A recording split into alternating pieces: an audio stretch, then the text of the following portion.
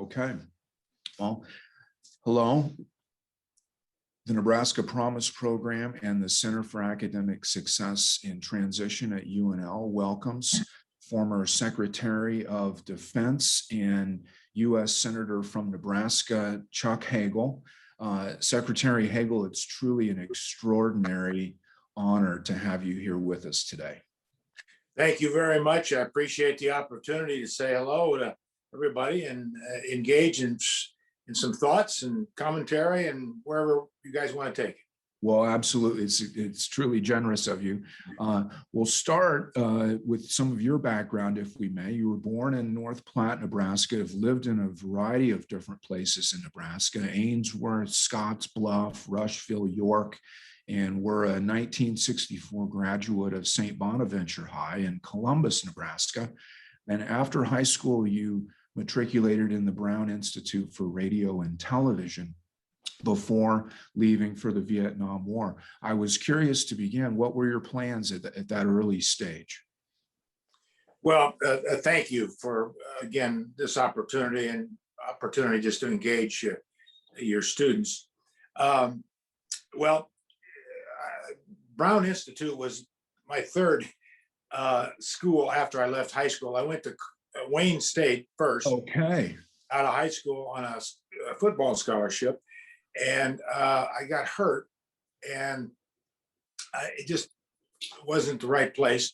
And then I was out of football. So then I transferred to now University of Nebraska, Kearney, but it was Kearney State then. And I was there about a year and a half, and wasn't going anywhere. And so that's when I decided to go to Brown Institute for Radio and TV in Minneapolis. So I went up to Minneapolis for a year and graduated from the Institute, and I worked for radio and TV stations in Minneapolis, and then came back to Nebraska and worked for KLMS in Lincoln. Okay. And at the time, KLMS was kind of, if there was such a thing as a rock and roll station, it was the modern station. Great fun. And then the draft board in Platte County called me home and said, you know, the draft levy is coming. You're going to have to go. We'll give you 6 months to get back into school. And I said, well, I don't think it's in anyone's interest, certainly a reputable educational institution, to take me back. And it's probably not in my interest either. So how soon can I go in the Army? So I volunteered for the draft and went in the Army. And incidentally, my brother Tom came 30 days after me. Yes. Graduating from high school. And he's a University of Nebraska Law School graduate. But as to my plans, I didn't have any plans. I was really kind of lost. I was just wandering around. And I thought, well, there's a war on. My dad had been in World War II. All my uncles, World War II. Grandparents, World War I. I just thought that was obligation, that probably the most important thing I could do. So if there was any plan in my life at that time, it was really kind of getting my own life straightened out and maybe making a contribution to the country. And whatever happened after that, I would just wait and see. Right. And after the war, you renewed your studies in history at UNO. What was behind the change in direction at that point? Did you always know you were going to be a history major, or how did you decide on that pathway? Well, when I came back to Vietnam, I knew I needed to get a college degree. And so that was number one. And I had the GI Bill that could help me pay for it. And then because I had that radio and TV experience, and I was pretty good at it, I got a full-time job with KLNG radio station in Omaha. At that time it was KBON, but it was the only 24-hour all news and talk station west of the Mississippi. Wow. It was a CBS station. And so that was really fun for me because it was all news, talk. I got to meet a lot of different people. And at the same time, I could go to school full time. Right. So I would take classes in the morning and then start work at noon, you know, and be finished at 8 o'clock, 9 o'clock at night. And then go home and maybe read a little bit, get a few hours sleep, get up early in the morning and study and so on. And I thought it wasn't just history. History was just something I always was interested in. I think it reflects on everything. I mean, if you get a history degree, you know a little something about everything. I mean, Absolutely. you can't be expert on anything, but you know kind of where we all came from and what's going on in the world. And I always had a great interest in current affairs and politics and all of that work together. So I think history was my best recourse, and I graduated with a history degree at UNO. It's the quintessential liberal arts degree, really, as you Yeah. describe. Do you feel that degree in history prepared you well for your multifaceted career to come? I think it did, because again, at least what I got out of history, and I liked it, and so that was easy for me. Uh, but it gave me insight into a lot of people. Biographies. I love biographies, and it gave me insights into the world, how it works, economics, business.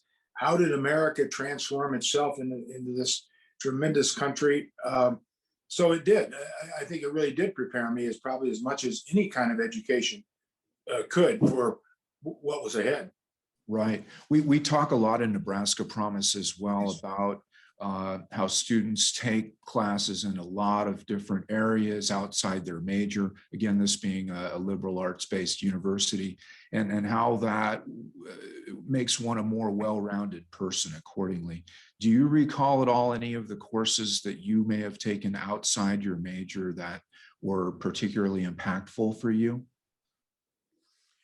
Well, yes, speaking. Mm-hmm. I mean, I got a lot of that during my radio and television Mm-hmm. school institute. But the art of speaking, the purpose of speaking, what's behind speaking, how are you a better speaker? So I think that was important. Education courses I took too um, were important. I've always admired teachers because I've always thought that teachers are really the front line of everything. I mean, they're indispensable. Teachers are indispensable, uh, and so I've always been interested in teaching. Actually, over the years, and when I left the Senate, I taught at Georgetown University. Yes, I know that. But education courses were important to me too because it just kind of gave you a sense of how everything fits and what goes into educating people. And I think you need to understand that because whether you're in business or any job I've had, and I've had a lot of different jobs in both the public sector and private sector, there's a certain amount of teaching that goes into this. Mm. I mean, it really is. You may call it something different, but bottom line is getting your point across and hoping to educate somebody. Yes, if you're a politician, the way you want to educate them, I get that. But I've always taken a little different approach. You can't just narrowly focus on, I want to teach you or educate you or define what I'm about just for me. It's got to be bigger than that. Mm-hmm. It has to include their lives, their surroundings, their environment. And teaching, I think, it really, for me, it was those courses really helped me a lot in those areas. That's fantastic. I did not know that you had some background in education accordingly that way as well. What would you say to the concept, the idea of the concept of college as a time to experiment, to test the waters, perhaps even to be a little bit lost academically while you try to discern your pathway in life? Well, I think very much that's what secondary education is, or Mhm. should be, what college should be. We're all different. I mean, you all know that. Um, we all respond to different things our own way, our own time, and that's okay. That's one of the strengths of I think of our society, of our culture. But I think the time that people spend in college or secondary education institutions, whatever, should be a time to experiment, to kind of open up the vista, try a few things, really use this time which you'll never have again in your life. You'll never be as carefree and without responsibilities. Most, I mean, there are a lot of kids that have to take a lot of responsibility because of their backgrounds and their socioeconomic status and so on. But it is a time to experiment a little bit and see what you like. But I think that all comes down to follow your dreams, follow your interests. And I really do believe that the older I get, I always tried to do that. I mean, if something didn't work out, there's another door opens. I mean, go look at some other opportunities. There are a lot of opportunities out there for people if you're willing to explore and experiment and work hard and believe in things. But I think the essence is follow your interests, follow your dreams, because I think that makes you better. I think college is a time to kind of experiment with that.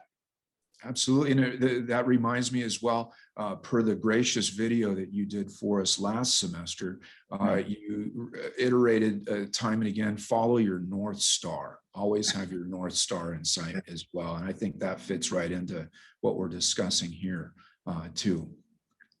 Yeah, no, at least for me, it's worked. And good friends and people I've come along with in life, I think we've all kind of tried to do that. I mean, you get off course occasionally or every now and then, and sure.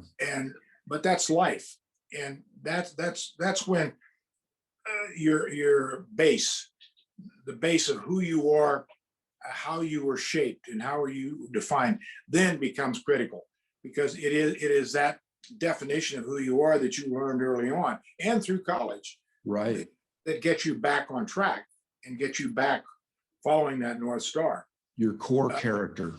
Exactly right. Yeah, very good. Now, you mentioned your background as well in business, and I'm curious to know how that background informed your role in government later, or at times, perhaps when you were aware that it shouldn't inform your role in government. That is to say, when government or university shouldn't be run as businesses. Mm-hmm. Well, each successive job I've had in my life, and with that comes different experiences, different dynamics, different viewpoints, different relationships. All of those, an accumulation of all that experience, and I don't think I'm any different than anybody else, did affect the next succession of jobs and positions, because you draw upon all your experiences for your judgment. A person's judgment is not just based on one or two things, again, depending on jobs, but you call upon all of your experiences and what's been important to you, and again, what's defined you, shaped you, to be part of that ultimate judgment you make and decision process that you use to make decisions and to come out with judgments in whatever job you've had. So my business experience was very important in my public service, because I could maybe see things from both sides, mm-hmm.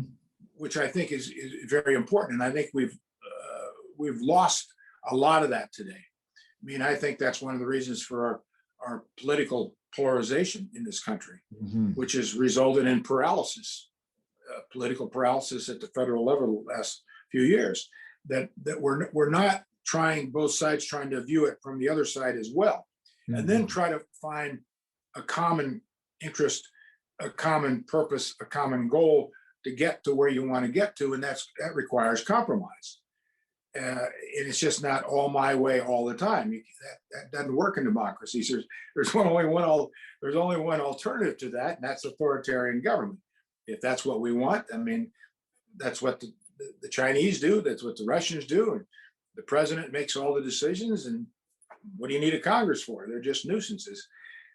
Well, that's not the kind of country I want, or want for my children or grandchildren. So again, to your question, I think it's that business experience helped me.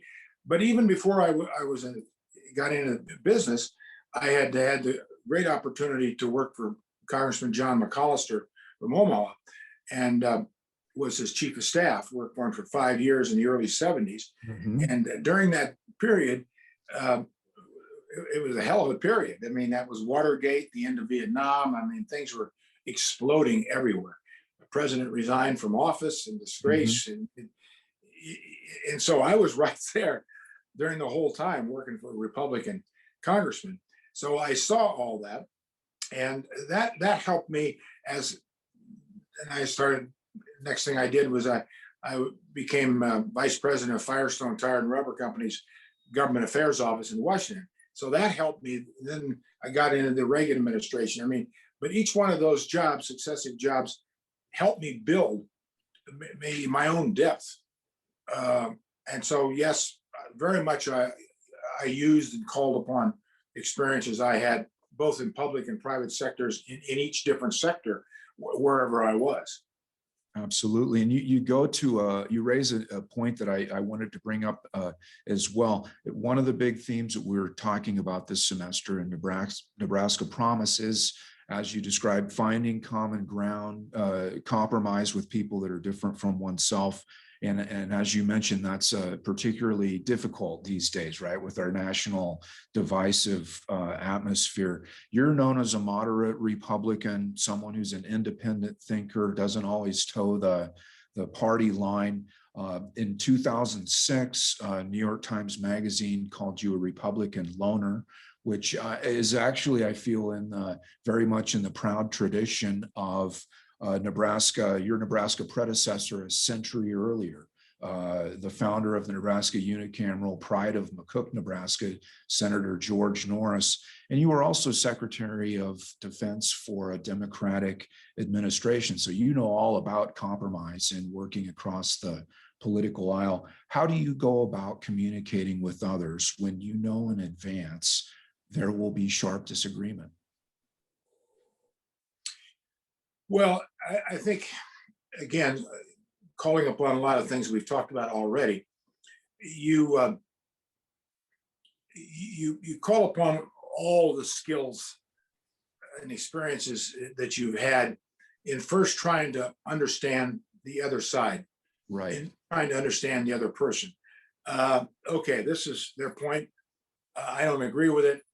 They don't agree with mine. But then you try to figure out before you even engage them, is there some common ground here? Is there some common interest that we can use to build upon to get us to maybe a next set of discussions on how maybe we can work something out? I've never thought compromise is weakness. I just never thought that. Compromise is necessary in our lives. I mean, everything. If you're married, you sure as hell you understand compromise.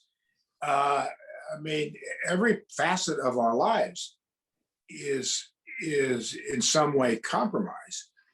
And so if you take that attitude that it's not weakness, that the other side's stupid and the other side doesn't know what they're doing, and the other side's un-American, and the other side wants to destroy America, and all these great things we've heard the last 4 years.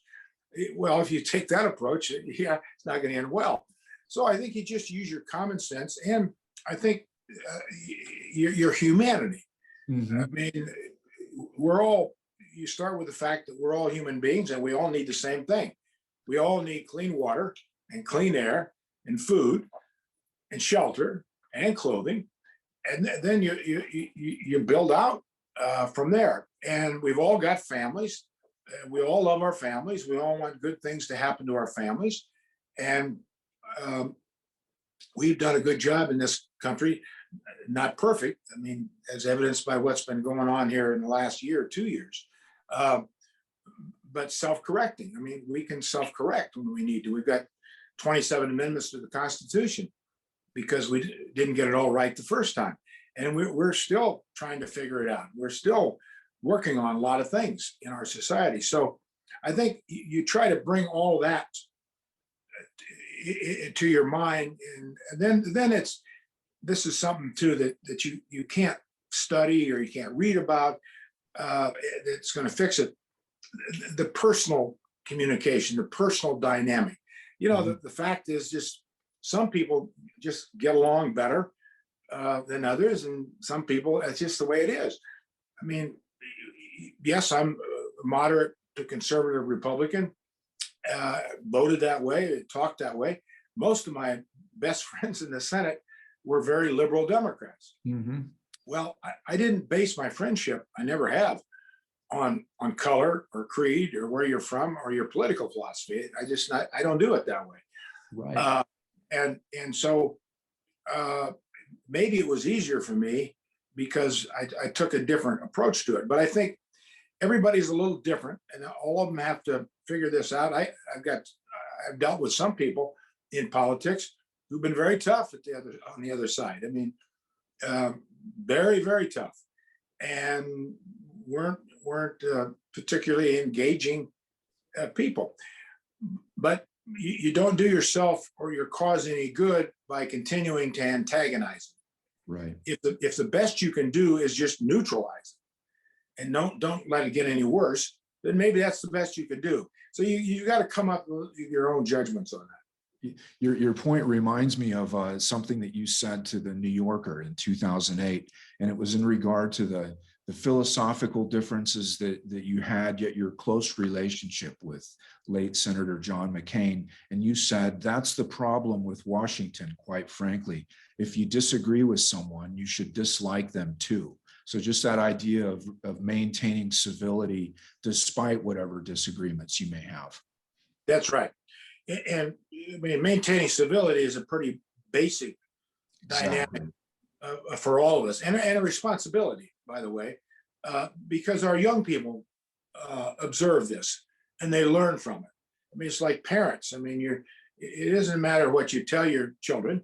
I mean, they watch you, and it's what you do, and it's the same in any business. And I mean, I remember being just ripped up by a lot of Republicans. I was called a traitor and a rhino and Republican in name only because I disagreed with the president on Iraq, or I disagreed with Netanyahu on Israel. So therefore, I was anti-Semitic. No, you can disagree with somebody on issues, but limit it to the issues. But sure, those who would go further and say, well, if you disagreed, you have to dislike me, and you're not true to the cause, and so on and so on. right. That's You're just not a not. patriot. Yeah, that's right. You're not a patriot. So, but that's all, part of the, as John McCain once said, big time politics is not beanbag. And Right. and so, you just understand that, and you can't let it get personal. You don't like it. But I think you put on top of all of this, and probably throughout it, is a good sense of humor. Right. I mean, humor does so much to neutralize situations. And I've seen it work by a number of my colleagues over the years who had great sense of humor. And I've seen it work in business. I mean, it really breaks tension. Though humor is not to be undervalued or understated in the world of diplomacy and politics. Too seldom appreciated, for sure. Yeah. Absolutely.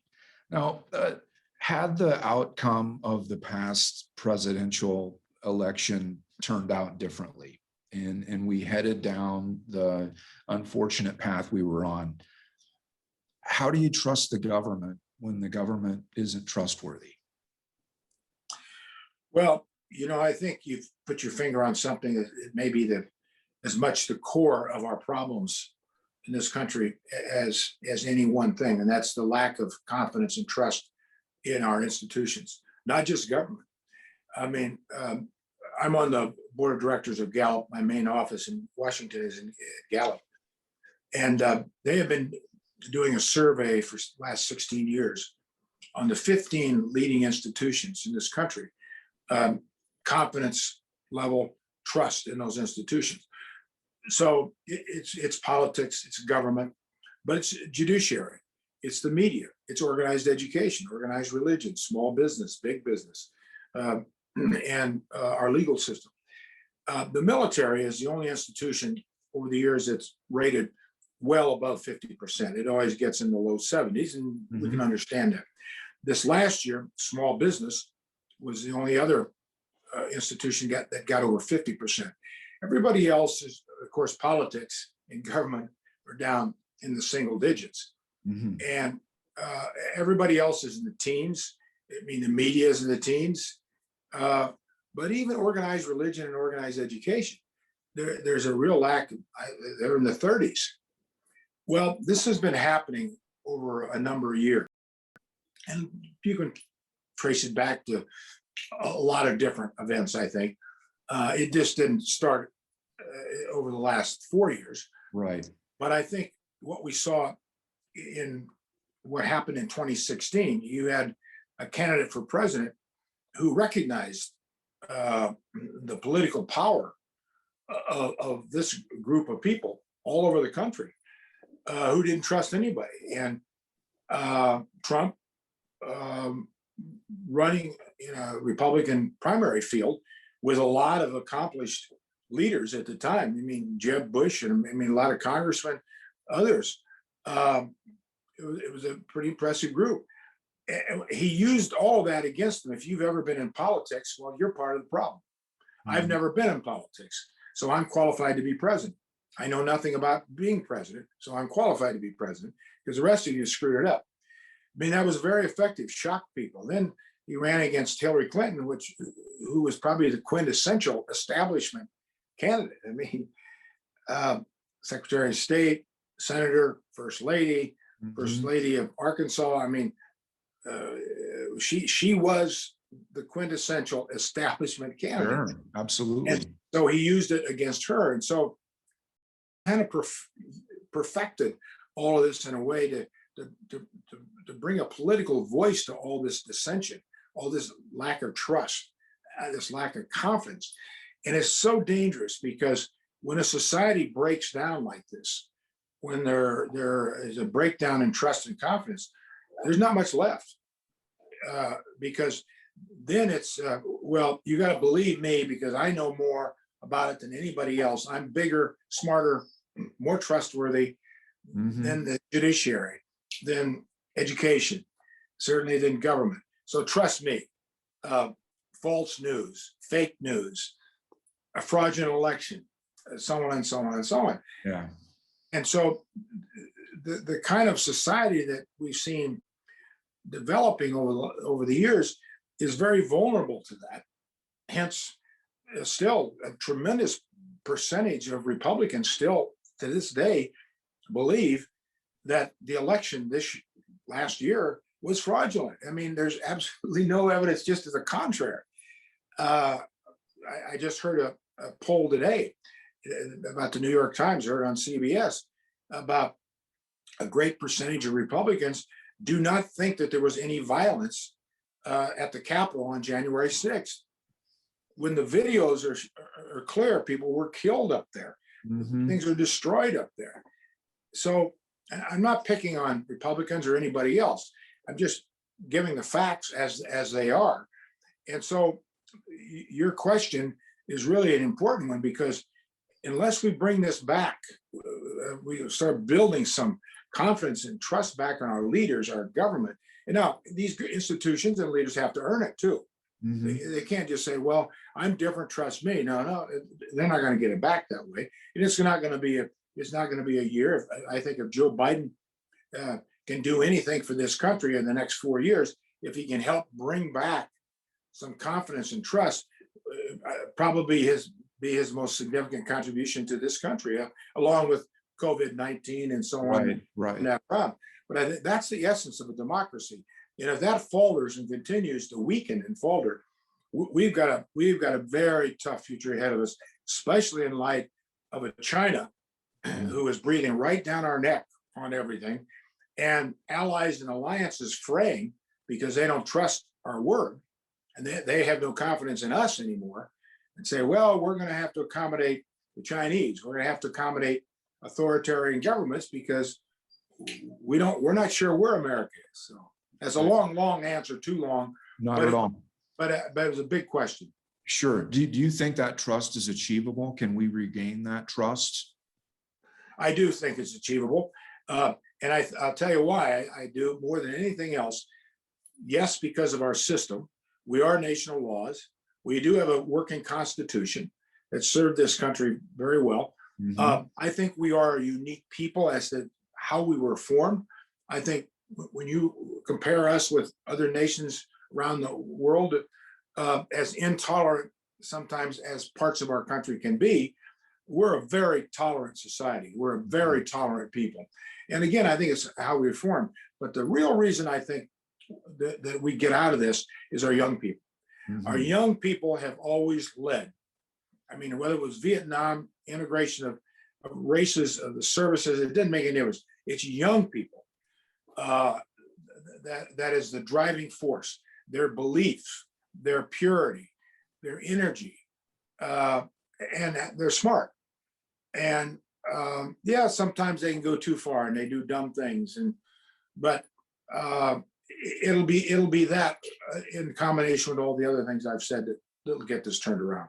Right. What went through your mind when you saw the Capitol riots taking place? Did you ever imagine in your lifetime that you would see something like that occurring? No, I never did. For all the reasons I think most Americans thought this is, my God, this is happening in our country, in our capital. But in a way, we shouldn't be too surprised because, as I said earlier, the events were building up to this. Yeah. And especially since the election. I mean, you had a president of the United States out telling people the election was stolen from me. These were fraudulent. And we've got to take, in fact, the president himself said we have to take our country back. Right. Now, he didn't advocate, I know, violence to come out and say, go attack the Capitol. But all of this kind of a wink and a nod when the issue would come up with these paramilitary groups, these militias, the bad boys and all these groups out there, the racist groups, you know, when you excuse that and when you don't condemn those groups for what they are, there's a tolerance to this that allows it to get bigger and bigger and bigger. And then you give that all those groups a cause and say we have to take our country back. They've stolen the election from us. So you know, in fact, in reality, if you were just judging things from that perspective, you shouldn't be too surprised. But we're bigger than that. I mean, we are 330 million Americans who do pretty well and have done a lot of good for this country and the world. And we're decent people. And so you would think, at least I did, that will override the nuts and all the rest. And then I think we probably there's no question, we know this now, miscalculated the intelligence and the law enforcement, what kind of protection that we should have had and that we didn't have on that day. We minimized it. And so some responsibility has to be borne by our institutions as well. And there have been repercussions to that, people being reassigned, and there'll be more Capitol Hill police, I'm sure, hired and different dynamics because we are at a different time. We are at a different time. And it breaks my heart to see the Capitol under siege with wire fences and barbed wire. When I first got to Washington in the 70s, I mean, you could freely walk around. I mean, it was so wonderful. As a young guy, I used to love to walk around the Capitol at night, walk up and down the Lincoln Memorial steps at night. No police. I mean, you could go anywhere and do. And unfortunately, the reality now is what it is. We have to adjust to that. We have to adapt to that. But I don't think we have to turn the Capitol into a battle zone either. I'm one who's very much opposed to putting wire fences up. We don't need to do that. We don't need to do that. Secretary, in your 2008 book, America, Our Next Chapter, Tough Questions, Straight Answers, you suggest that the U.S. should adopt independent leadership and possibly another political party. Do you still feel this way? I do. And matter of fact, I'll give you another Gallup number. Just a month ago, I don't know if you saw it, but a Gallup number poll came out today. More than any other time in the history of our country, more people believe that a third party, an independent party, is required. And I think that number is 62%. Well, that's pretty significant. Now, I don't think just having an independent party or a third party necessarily fixes the problems that we've got in this country. But I think one of the things it does, and I think democracy is about choices. It gives you some choices. The two parties are the two parties, and they're pretty entrenched. And now that big money now controls everything, big money controls everything. I mean, in essence, in reality, a lot of people who run with the Republican banner or the Democratic banner, they run and got to their victories, whether it's in a primary or a general, by independent fundraising, by independent money, totally outside the support of the party. They don't need a party. No, you don't need a party anymore. You need a party to run for president or anything else, because of the PAC laws, all the laws in this country that have allowed huge sums of money, undisclosed, to come in and really, I think, pollute our system. We've always needed money in the system. We've had money, and I'm not against that, but we ought to have some very tight restrictions on disclosure laws, on limitations, and we don't. So I think maybe a third party, an independent party, would give some choices, maybe some fresher choices, some outside choices. Now, if you take that further, that represents some conflicts and probably some problems with our electoral college, for example. You need 218 electoral votes to get elected. Well, three candidates could divide those total electoral votes and not one get to 218. So it goes to the House of Representatives. And then the party in charge in the House is going to surely elect their guy or their woman. And so, I get it. It's not a panacea, but I do believe that democracy should be about choices and about options, about hearing from different candidates, and not be stifled by just the stringent, this is the Democratic way or the Republican way. And unfortunately, that's the way it's gotten in this. When I first started out in this business in the Republican Party, I mean, there was a so-called big net. I mean, you could have a big net. You had your moderate Republicans, conservative Republicans, liberal Republicans. And then I think it was probably about 1994 when Newt Gingrich took power, the Republicans intentionally just decimated all the moderates in the House. And especially in the House, that's what Gingrich decided to do. And all the right-wing people with him, Republicans, said, let's get rid of the moderates. And that's exactly what happened. Doug Beereiter, the long-term congressman from Lincoln, who was one of the best congressmen I ever saw, and I ever had the privilege to work with, he was one of the last moderate Republicans left. And he didn't get treated very well. He should have been chairman of the House International Relations Committee. And they didn't give him that. He should have been. He had the seniority, he had the brains, he had the respect, all of it. But it then became money and then litmus tests about, are you with us 10 on a 10? Right. So yeah, I think it would be healthy for the system. Your thoughts sound very familiar as well to what your friend and former colleague, Senator Bob Kerrey, expressed with us as well.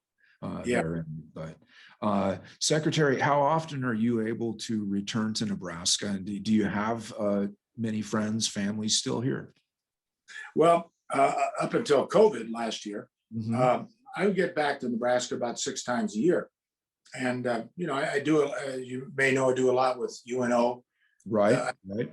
I've got a couple of programs I started years ago. Uh, One on education, our public service symposium that we do Right. one year for high school seniors, focusing all day long on public service for seniors as they're thinking about careers after they get out. That's magnificent. It's gotten picked up by other universities around the country. Then I started 4 years ago, the UNO Chuck Hagel Global Leadership Lecture Series. Yes, And yes. we brought Biden in a couple of years Right. for it. I'm proud of that. So I do a lot of work with him. So I do a lot with UNO, and then I get back for speeches. And one of my brothers and his wife lives there. I've got nieces and nephews, a lot of good friends, former business partners, Mike McCarthy. Sure. I see. So yeah, I have a lot of relationships and that I value and love to get back. So I was averaging about 6, 7 times uh, a year, by every other month. Yeah. That's great to hear. Hopefully we can get back to that time as well. Yes. Could the 1964 St. Bonaventure graduate ever in a million years have imagined becoming one day Secretary of Defense, U.S. Senator? Uh, well, I've been very lucky. I've been very fortunate, starting with my family. We had kind of a hard situation. I'm the oldest of 4 boys. My dad died in high school. My mom had to work a lot of jobs. We had a tough time. But that defined us. And my brothers and I are all very, very close, have been. Our youngest brother was killed in a car accident right after my brother Tom and I got back from Vietnam. Uh, but I think that shaped me. I mean, the good teachers I had, like you said, I lived in, well, you missed one town that I lived in, Terrytown. Terrytown, absolutely. But all those different schools and people I met, and then bosses I've had who really helped me, teachers over the years, the good people that I've come in contact with. I've had a lot of help during my time. So I never thought about being Secretary of Defense. I never thought about being a senator. I just thought about doing the best I could, and I always tried to dream a little bit, tried to think outside the box. I can do this. I can do this, and pushed, and then followed my dreams and followed my interest. And wherever that took you, it took you. I just one example. President Reagan nominated me to be the deputy administrator of the Veterans Administration back in 1981. Now that was before it was a cabinet level job, and it was the number 2 spot in the VA. And I went before the Senate for Senate nomination hearing, and it was confirmed unanimously, and took the job and so on. I was the youngest deputy they've ever had, and I resigned after about a year because the Reagan administration was not allowing any epidemiological work or even recognition on Agent Orange. And I'll never forget when I talked to friends of mine in Washington about, I think I'm going to have to resign. I went to President Reagan himself and said, Mr. President, I'm going to have to, in conscience, if your administration is taking this approach, it's the wrong approach. I'm a Vietnam veteran. I represent Vietnam veterans. It's wrong. I can't do it. And one of my friends, everybody who talked to me, every mentor said, this is a huge mistake. You'll never get another job in this town. You'll never get another job in politics. You'll never get another job in government. And I said, well, if that's the way it is, that's the way it is. But you got to be true to yourself. Mm-hmm. Well, for about 3 or 4 months after, I couldn't get a phone call returned by anybody. I didn't have a job. And it just, one of those things, some good friends of mine who had been in the cable television business said to me one day, well, you don't know about this, Chuck, but nobody knows about it, but AT&T is being divested. And there's a new wireless technology that's coming out of that divestiture, which is going to allow just a transformation of telecommunications called cellular. And what the hell is cellular? These guys. There you go. Yeah. That's what it led to. So I joined two other friends to form a new cellular telephone company right at the beginning. I cashed in two insurance policy and sold an old Buick, and I got $5,000 cash to put in the deal.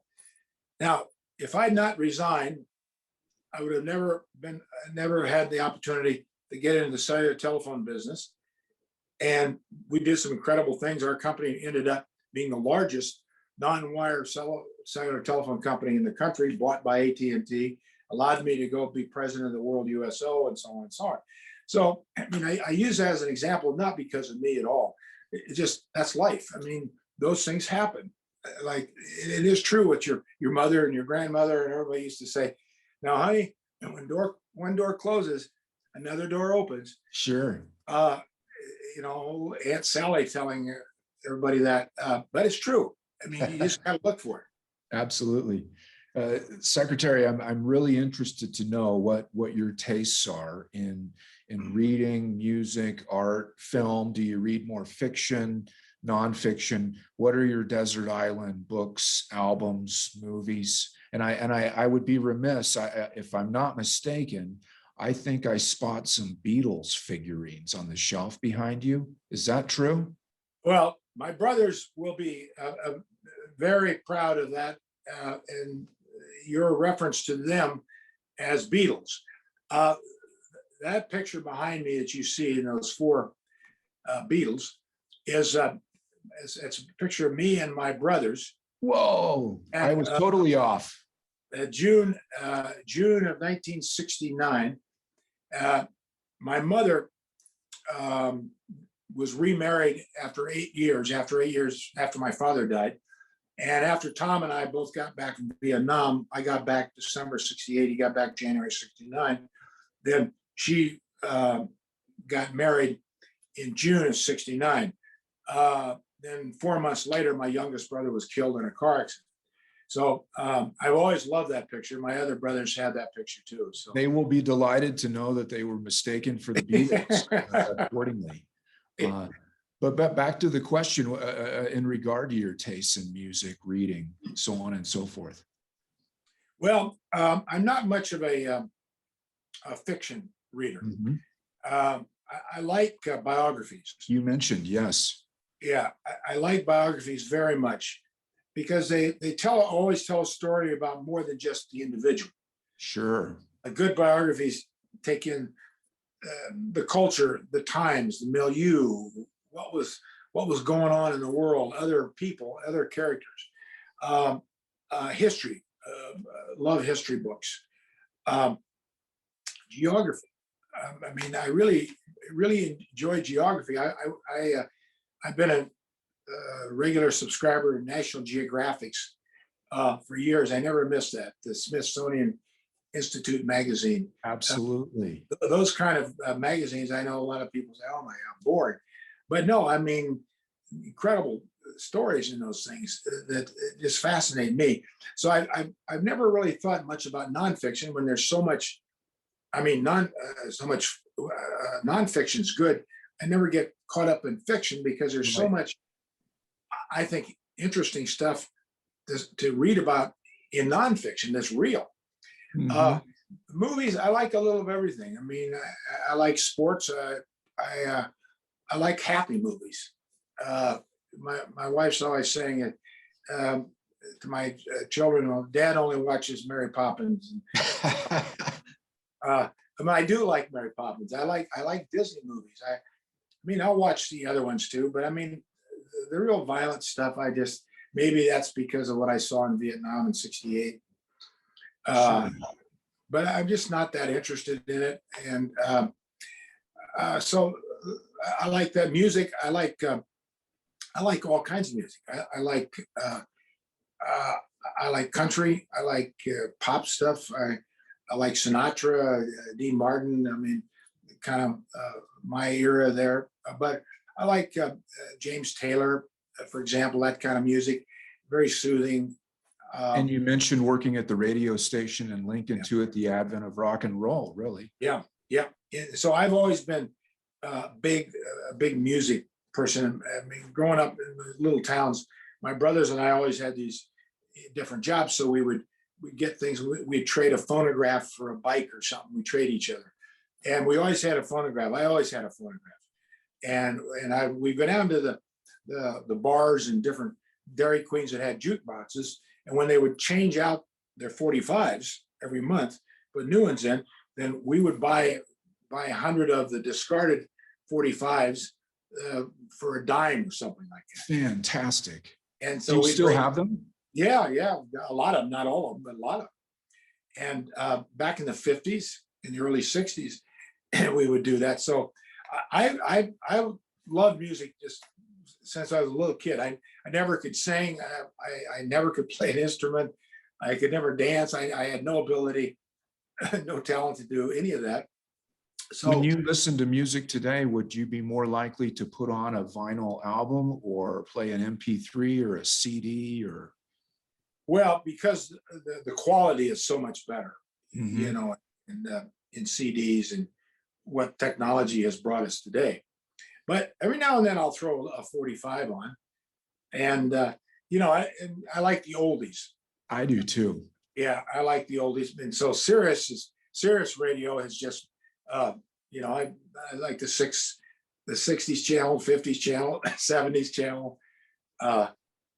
So all that's good. That warms my heart to hear that you have 45s. That's my medium as well, accordingly.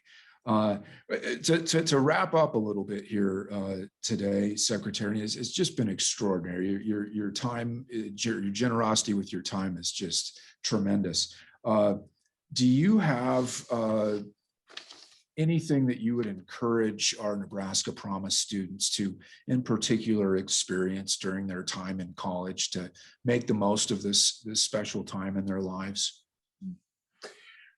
Well, I mean, just based on my own experiences and what I did and didn't do, I took a little bit of an unconventional Sure. path, Circuitous path. Yes. as I've already noted. But I think it's fundamental to start out with something that I just think is so important, and I'm not sure we talk enough about it to our young people, and that is believe in yourself, no matter what. You're not the smartest person in the room, and you probably never will be. I know a lot of smart people, but I wouldn't hire a lot of them. I wouldn't want a lot of them near power. Being the smartest person isn't everything. It's important, yeah. It's important, but there's so much more to life than just being smart. You want to educate yourself. You want to do the best you can, absolutely. But believe in yourself and who you are. And we all have limitations.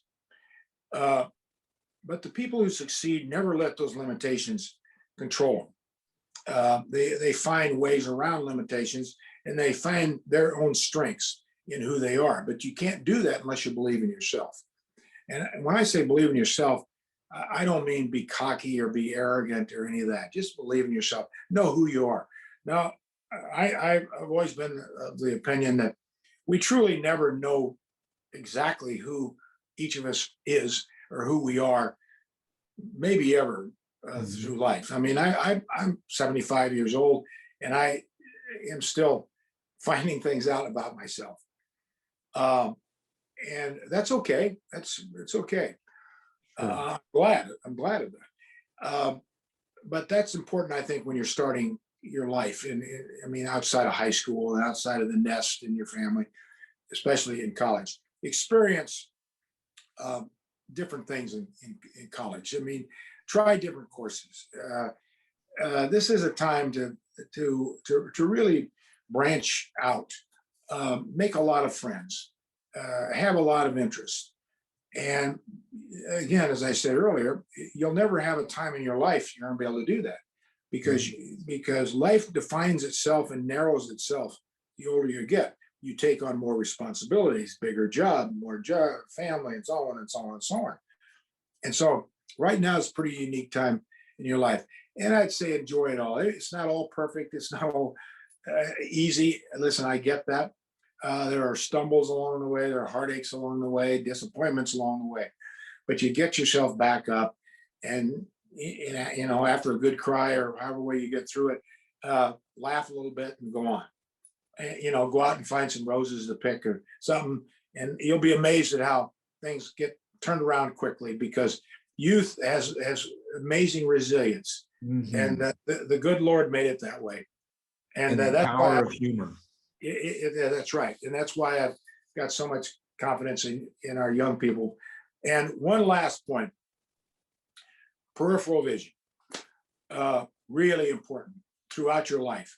It isn't just what's in front of you, but know what's going on around you and circumstances and environments, because that will help you an awful lot. You'll be a better person for it. You'll be a better spouse. You'll be a better father, a better mother, and a better professional. But really know what's going on around you. Thank you. It's a wonderful message, Secretary Hagel. And once more, we're very appreciative of your time today. It's a personal honor for me, sir. Thank you. As well. So thank you very much. Thank you. Good luck to all of you. Yeah. Okay. Take Yes, care. thank you so much. Bye-bye. Bye-bye.